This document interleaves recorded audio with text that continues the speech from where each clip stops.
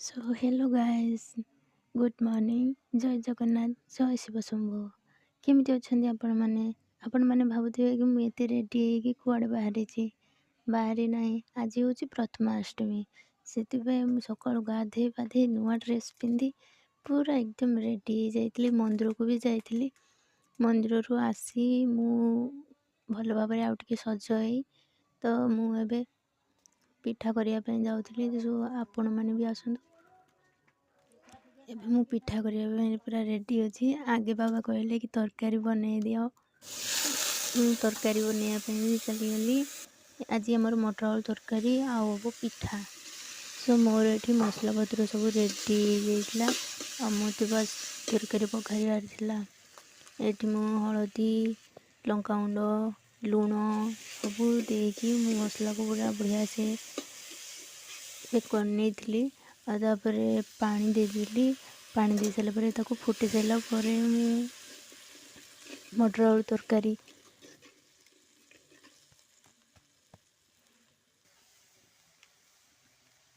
तापर आम पूरा रेडी जाइए तरकारी करने। तरकारी हो सारा पर मु पिठा करने भाभी कि किसी काम आसीगला।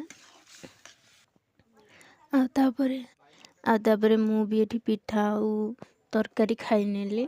बहुत टेस्टी होइतिला पिठा आउ तरकारी भी बहुत भल होइतिला। बाबा खाई कि बिल को गले। सो मु एठी खाइबार लगी जाइतली। आउ मु एठी पिठा खाउथली कि सेपटु मु दीपरे भी रुसे करी देइतली सेठी।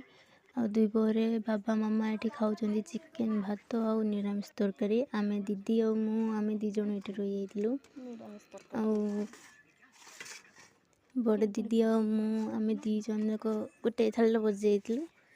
आ दीदी कहछन चिकेन बहुत भल होइची। आउ मु भी खाइबार लगी जाइतली। चिकेन बहुत बढ़िया होइतला। चिकेन खाइला बेले एटा ध्यान रखिबे कि कौनसी भी कंटा जमी तंत्रीर न लगे। तो आमे दी जण बस जाइतलु। बहुत भी हस मजा मस्ती आमे बहुत ये करके खाइतलु। आ चिकेन तो बढ़िया सुंदर सिझी जाइतला। आ बहुत टेस्टी भी थिला चिकेन। सो एठी मोर वीडियो रखुची। Tata bye.